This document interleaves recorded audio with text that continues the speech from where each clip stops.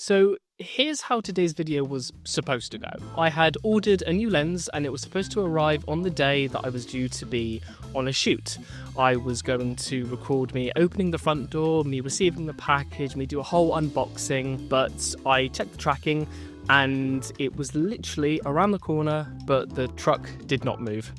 Then time ran out and I had to go to the shoot, and then the second I left, that's when the lens arrived. But it does not matter, because when I went to the shoot, it was so windy and so cold that we had to cancel the whole thing, and that's what brings us to today's video. So instead of the initial 24 hours with my new lens, this is going to be a long-term review of the Blazar Remus 35mm t 1.6.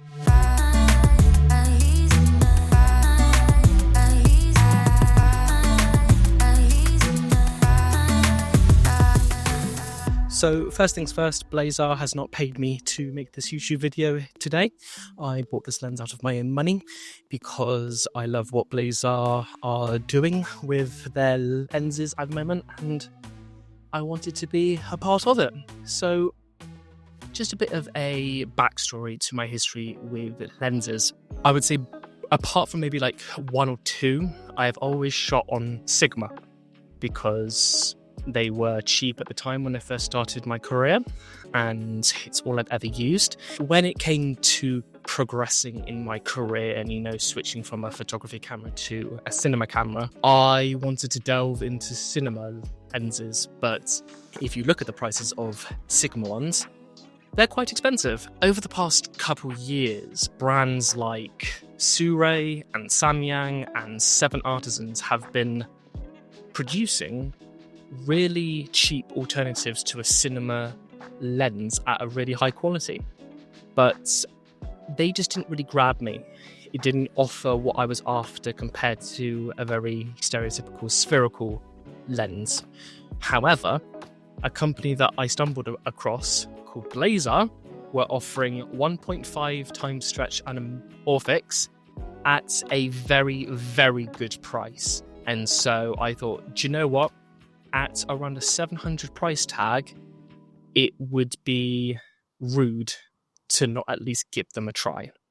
So I've just decided to switch from the anamorphic to a different lens just so that you can actually see what I bought. This is the Blazar Remus 35mm t 1.6.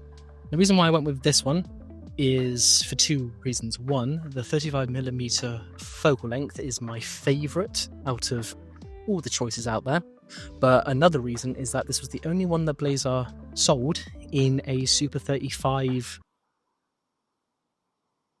size sensor. So considering I shoot on a BLACKMAGIC 6K, which has a Super 35 sensor, it made the most sense to get this one. Another reason, and it's actually surprising to me, is actually the size, because when I saw it, I was like, oh yeah, a big chunky cine lens, that's the one for me. But then I actually saw them in real life, and they're a lot smaller than I thought they'd be. I mean, I have tiny hands anyway, but this is it's actually a really compact size. Another reason is it's a 1.5 stretch anamorphic, so you have 1.33, which is a smaller stretch, and you have a 2 times, which is a much bigger stretch, so the actual cropping area of the frame is a lot smaller. And I feel like this is just a really good middle, and I'm loving the images that I am getting out of it at the moment. I know that Sony offer this sort of option as well, but I decided to go with the silver flare because they have blue, amber and silver. I didn't want to commit to a colour because I feel like there's a certain time and a place for blue and there's a certain time and a place for amber, and I didn't want to commit, whereas the silver, it just takes on the colour of a light that you shoot the camera at. And I thought silver was the best bet for me, so that's what I decided to go with. So this is what it looks like inside. I don't know if you can see it, but yeah, that's what it's looking like inside. So yeah, decided to go with the silver flare. And probably the biggest reason why I decided to go with the Blazar Remus is it came in an EF mount. which is quite rare these days, and I'm fully understanding of that, considering EF at this point is a old mount system, and everything these days is either like RF or E-mount. But this, as standard, comes in PL, but you can choose to buy their EF mount to switch it out from the PL, which is fantastic. And at the time, don't know if they still offer this, but if I bought the 35 with the EF mounts, I could get the mount half price. So all in all, this cost me about £730 for an anamorphic, and that is brilliant. So if you are on a Sony or if you are on a Canon system, you will have to invest in a PL adapter. There are quite a few out there. They do sometimes come at a high price. You might be able to find a cheap one. Or, I'm just thinking about this, if you are on a Canon system, you can use the RF to EF adapter, which is a cheaper alternative, and then get the EF mount for the Blazar as well. Or if you're on a Sony system, you could get the MC11 and basically do the same thing, get the EF mount, and then you can use the MC11 to connect to any Sony camera. So at time of recording, I've had this lens a little over 2 months, and it is everything I hoped it would be and more. It's just taken my work to a whole other level. I'm so glad that I decided to pick this up and add it to my arsenal of camera equipment. Now, I think it's good to look at the cons of anything because it really gives you an idea of what you will be getting. For me, there is very few flaws to this lens, but I will talk about what I have experienced.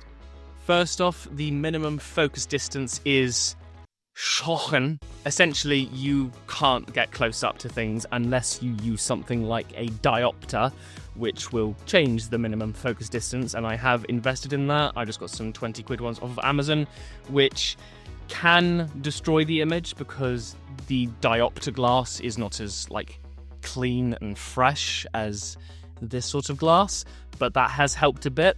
But there are situations where I really want to get close up to someone and I just can't. You kind of have to be about this sort of distance for it to be in focus. The second you do that, it's completely out. So that's the thing that you do have to workarounds, but the images that you get out of it is so worth it. That's a £20 diopter off of Amazon isn't the end of the world. The second thing is that if you opt to have the EF mount included in your order, the way that you attach it is a bit finicky. So you have to unscrew the PL mounts and then put on the EF mounts, and then you get a little protector to screw in. And after 2 months, I still have not screwed this in all the way. I'm thinking that I should get some blue tack to give it some extra grip, but over time it will slowly unscrew itself, and then you can't actually screw it into the EF mount on your camera. You screw it in a bit and then it's fine. But that's the other thing. It's just little small things that I wish were a little bit easier when setting up this lens. And the last thing is that it can be difficult to nail focus, but that is expected with a lens like this with so much character. And when you're wide open on any lens, it's very hard to nail focus. But with this, it's just a little bit trickier. However, the second you stop the aperture down to about 2.4, 2.8, it's fine. And when you are stopping down, you're not losing that much character. Obviously, the background becomes less blurry, but it's still got that character in it, and it's still got that separation. And so overall, my experience with the Blazar Remus 35T 1.6 has been absolutely phenomenal.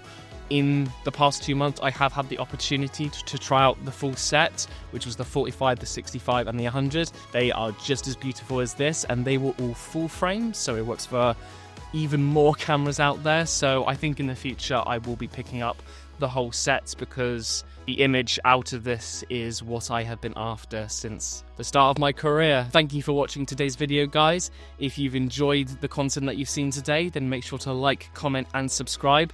Ring that bell so you get notified every time I upload a new YouTube video, and I will see you all in the next video.